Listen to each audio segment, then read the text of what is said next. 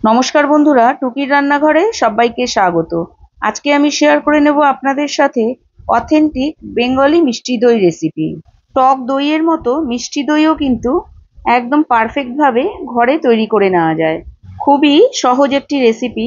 এই রেসিপিটা ফলো করলে আপনাদের দইও কিন্তু ঠিক এরকমই পারফেক্ট হবে। ছবিটা দেখে নিশ্চয়ই বুঝতে পারছেন ঠিক কতটা পারফেক্ট হয়েছে। আর জলও এক ফোঁটাও ছাড়েনি, আইসক্রিমের মতো একদম কিন্তু জমাট হয়েছে। দইটাকে আমি ছুরি দিয়ে কেটে দুভাগ করে দেখিয়ে দেবো ঠিক কতটা একদম জমাট দই হয়েছে, দেখেই বুঝতে পারছেন। ভিডিওটা যদি ভালো লেগে থাকে লাইক, শেয়ার এবং সাবস্ক্রাইব করার অনুরোধ রইল। সবার প্রথমে এখানে একটা পাত্রে আমি অল্প জল নিয়ে নিচ্ছি, যাতে দুধটা জাল দেওয়ার সময় নিচের দিকে লেগে না যায়। টোটালে আমি এখানে 1 লিটার টোন্ড মিল্ক ব্যবহার করেছি, কোনো রকম ফ্যাট মিল্ক ব্যবহার করিনি। আপনারা চাইলে এক্ষেত্রে ফ্যাট মিল্ক ইউজ করতে পারেন। দুধটাকে আমি এখানে খুব ভালো করে জাল দিয়ে নিচ্ছি। দুধটা যখন ফুটে উঠবে সেখান থেকে 5 হাতা দুধ আমি সরিয়ে রাখছি একটা আলাদা বাটিতে, সেটার ইউজ আমি পরে বলছি। কিছুটা দুধ আলাদা তুলে রাখার পর বাকি দুধটাকে আমি এখানে ফুটিয়ে ভালো করে গাঢ় করে নিচ্ছি। এই সময় আমি গ্যাসের ফ্লেমটাকে মিডিয়ামে রেখেছি। দুধটা গাঢ় হতে হতে আরেকটা স্টেপ এখানে আমাদের করে নিতে হবে। তার জন্য আমি এখানে নিয়ে নিয়েছি একটা প্যান, আর নিয়ে নিয়েছি হাফ কাপ চিনি। চিনিটাকে এখানে আমি ক্যারামেলাইজড করে নেব। চিনিটা প্যানে দেওয়ার পর এটাকে এইভাবেই রেখে দিতে হবে খানিকক্ষণ। তারপরে দেখা যাবে ধীরে ধীরে চিনিটা ক্যারামেল হতে শুরু করেছে। দেখলেই বুঝতে পারছেন চিনিটা একটু হালকা লালচে বা গোল্ডেন কালারের হতে শুরু করেছে। ঠিক এই পর্যায়ে গ্যাসের ফ্লেমটাকে লোতে করে এভাবে নেড়ে চেড়ে আরো 2 মিনিটের মতো আমাদেরকে ক্যারামেলটা তৈরি করে নিতে হবে। এর থেকে বেশি ক্যারামেল তৈরি করার দরকার নেই, তাহলে পরে আবার একটু তেতো হয়ে যেতে পারে। আমি ঠিক যে কালারটা চেয়েছিলাম সেই কালারটা এসে গেছে। এই সময় আমি এখানে অল্প অল্প করে দুধ অ্যাড করে দেবো। প্রায় 3/4 কাপ দুধ আমি এখানে অ্যাড করেছি। আস্তে আস্তে এই সময় দুধটাকে অ্যাড করতে হবে, না হলে কিন্তু গায়ে ছিটে আসতে পারে। গ্যাসের ফ্লেমটাকে অফ করেও আপনারা এই কাজটা করে নিতে পারেন। যখন দুধ আর ক্যারামেল খুব ভালো করে মিশে যাবে তখন আবারও গ্যাসটাকে অন করে এই কাজটাও করে নিতে পারেন। মিষ্টির দোকানের দইয়ের মধ্যে যে রং আর ফ্লেভারটা অ্যাড হয় সেটা কিন্তু এই ক্যারামেলের দ্বারাই তৈরি করা হয়। আপনারা যদি লাল দই পছন্দ না করেন তাহলে কিন্তু ক্যারামেলটা না তৈরি করে সরাসরি দুধের মধ্যে চিনি দিয়েও দইটা পেতে নিতে পারেন।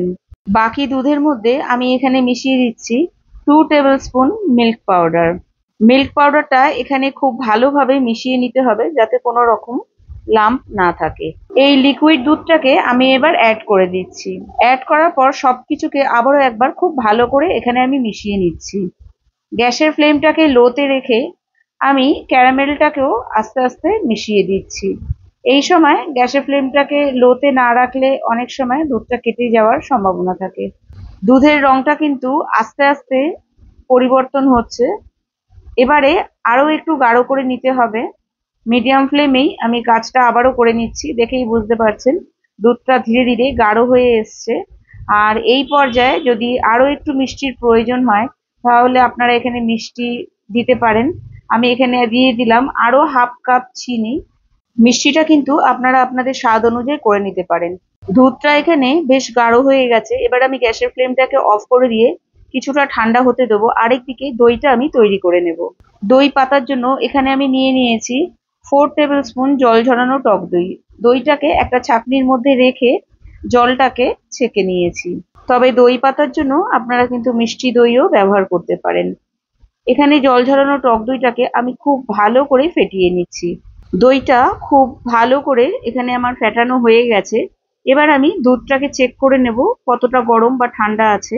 একটা আঙুল দিয়ে চেক করে নিচ্ছি। আঙুলটা যদি রেখে দেওয়া যায় 10 সেকেন্ড মতো তাহলে মনে করবেন দুধটা একদম পারফেক্ট গরম আছে। এই সময় দুধটাকে দইয়ের মধ্যে মিশিয়ে দিচ্ছি। এবার একটা হুইস্কারের সাহায্যে আমি দুধ আর দইটাকে খুব ভালো করে মিশিয়ে নিচ্ছি। এই দইটা কিন্তু আপনারা যে কোনো পাত্রেই জমাতে পারেন, সেটা স্টিলের হোক বা মাটির হোক। মাটির পাত্রে জমালে মাটির মধ্যে যে একটা সোদা গন্ধ আছে সেটা কিন্তু দইয়ের মধ্যে অ্যাড হয়ে যায়, ঠিক একদম মিষ্টির দোকানের মতো খেতে লাগে। এখানে হাঁড়ির মধ্যে আমি একটু দই লাগিয়ে নিচ্ছি। দুটো অবস্থাতেই কিন্তু দই কিন্তু একদম পারফেক্ট ভাবে জমেছে, সেটাই আমি দেখাতে চাইছি। মানে যেটাতে আমি দই লাগাইনি সেটাও জমেছে, এবং হাঁড়ির মধ্যে দই লাগিয়েছি সেটাও কিন্তু জমেছে। এবার এটাকে আমি ঢেকে রেখে দেবো 10 থেকে 12 ঘন্টার জন্য। আরেকদিকে ছোট বাটিগুলো আমি একটা পাত্রের মধ্যে রেখে একটা স্টিলের থালা দিয়ে চেপে দিচ্ছি, আর ওপর দিয়ে দিয়ে দিচ্ছি একটা টাওয়েল।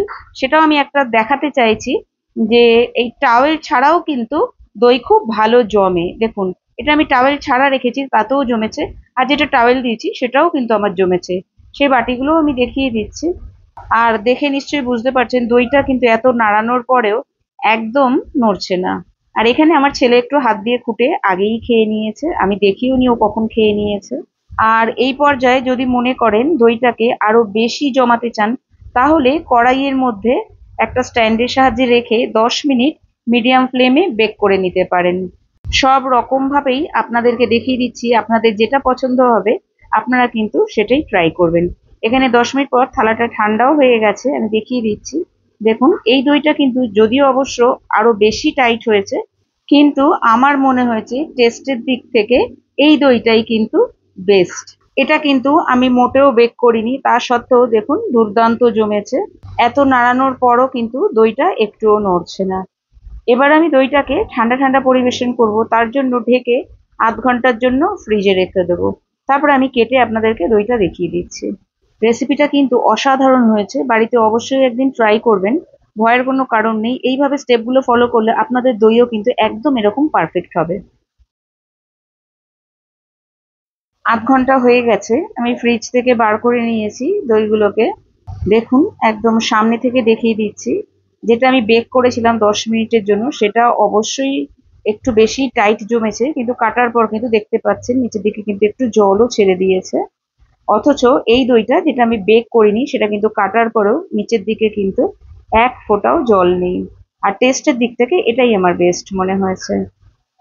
আর একদম আইসক্রিমের মতো টাইট হয়েছে। আমি কেটেও দেখিয়ে দিচ্ছি, প্রথমে দেখিয়ে দিয়েছি, এখনো আরেকবার দেখিয়ে দিচ্ছি। আজকে তবে এই পর্যন্তই, আবার দেখা হবে আরেকটি নতুন রেসিপির সাথে। ভালো থাকবেন, সুস্থ থাকবেন, টাটা।